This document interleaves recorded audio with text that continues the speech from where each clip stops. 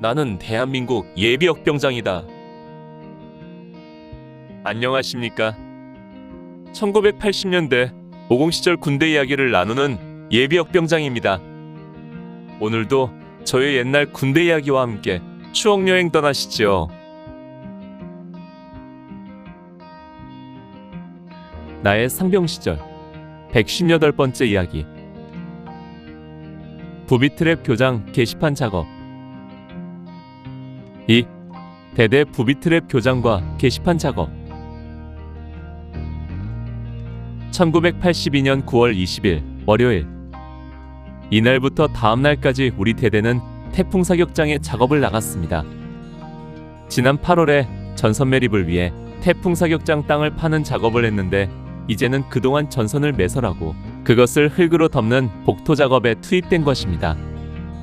그런데 그 전날인 19일 오후에 중대 인사계가 나를 부르더니 말했습니다. 야, 윤상병, 너 우리 대대 부비트랩 교장 알아? 예, 알고 있습니다.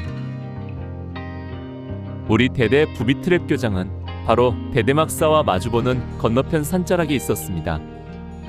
우리가 오가면서 늘상 바라보던 곳이었고 그동안 한두 차례 견학 차원의 교육을 하기 위해 가보았던 곳입니다. 너 내일부터 저기 가서 작업을 좀 해야겠다.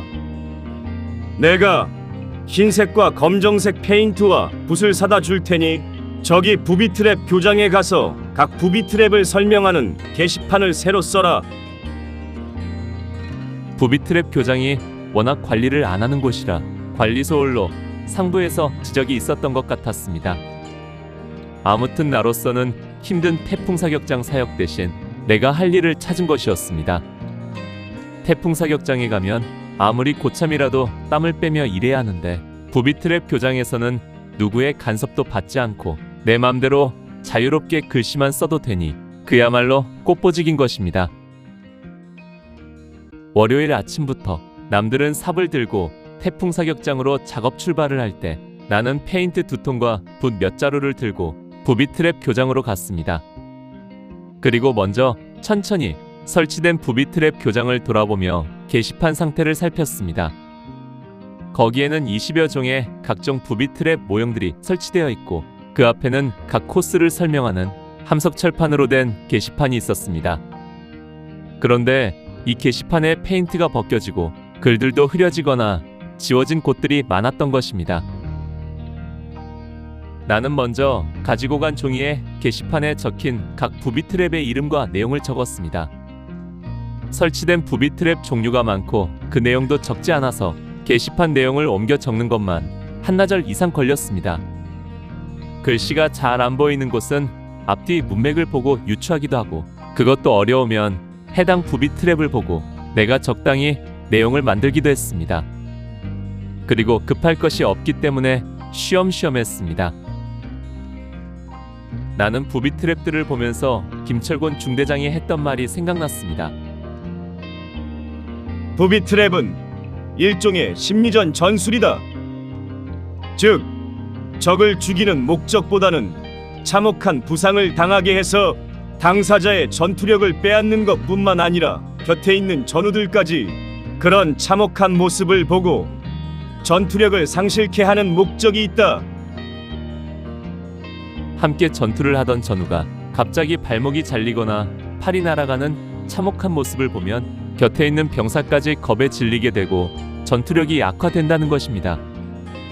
이 같은 무기 중에 발목지뢰라고 불리는 폭풍지뢰가 있습니다. 일반 대인 살상용 지뢰는 파편이 45도 각도로 비산하면서 인마를 살상하지만 폭풍지뢰는 지상 15에서 20cm 높이에서 회오리 폭풍처럼 비산하기 때문에 대부분 발목이 잘려나가는 부상을 입게 되는 것입니다.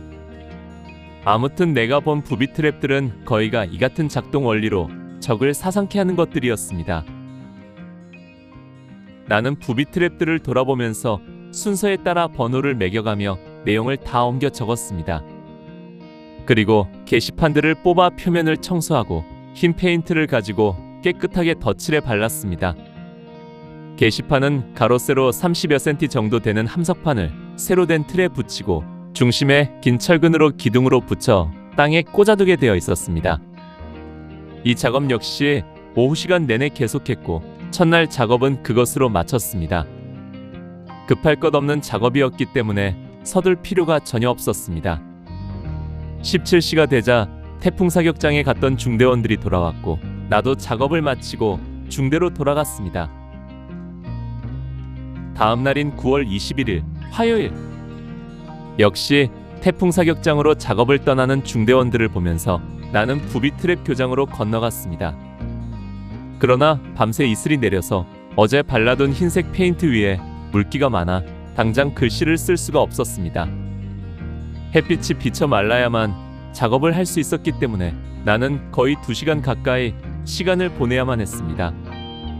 그렇다고 아무도 없는 중대로 돌아가기도 뭐하고 해서 나무를 모아놓고 불을 피우고 가지고 간 노트에 글도 쓰면서 깊어가는 가을을 느꼈습니다. 9월 하순의 양구 아침 날씨는 거의 초겨울 수준으로 싸늘했던 것입니다. 오전 10시가 넘어서야 본격적인 작업을 시작했습니다. 순서에 따라 어제 옮겨 적은 내용들을 다시 게시판에 검정 페인트로 쓰는 것입니다. 아무튼 별로 솜씨 없는 붓글씨였지만 요모조모 쓸모가 많았습니다. 이날은 절반 정도 완료하고 작업을 마쳤습니다. 내가 천천히 한 탓도 있겠지만 써야 할 내용도 상당히 많았던 것입니다. 9월 22일 수요일, 이날은 우리 소대가 41번 목진지에 매복을 나갔는데 나는 그것마저도 열애하고 부비 트랩 교장 게시판 작업을 마무리했습니다. 나는 이상하게 우리 소대 매복 작전에 열애가 많았습니다. 지난번에는 소대 정운병으로 군가 가창 교육이 있어 빠졌고 이번에는 이 일로 또 빠지게 된 것입니다. 결국 나는 올해 우리 소대가 투입된 3번의 매복 작전 중에 2번은 열애하고 1번만 참여하게 되었습니다. 아무튼 그 덕분에 이날 밤은 아무도 없는 소대 내무반에서 문을 안에서 걸어 잠그고 푹 잘 수 있었습니다. 이렇게 부비 트랩 교장의 게시판 작업은 모두 마쳤습니다. 다만 아쉬운 점이 있다면 그 당시에 각 부비 트랩에 대한 내용을 옮겨 적은 것을 보관하지 않고 없앴다는 것입니다. 당시에는 그리 중요하지 않다고 생각해서 버린 것 같은데 이제 와서 보니 너무 안타깝기만 합니다.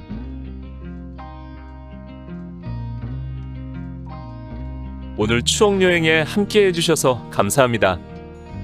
다음 이야기를 기대해 주시고 구독과 좋아요 부탁드립니다. 항백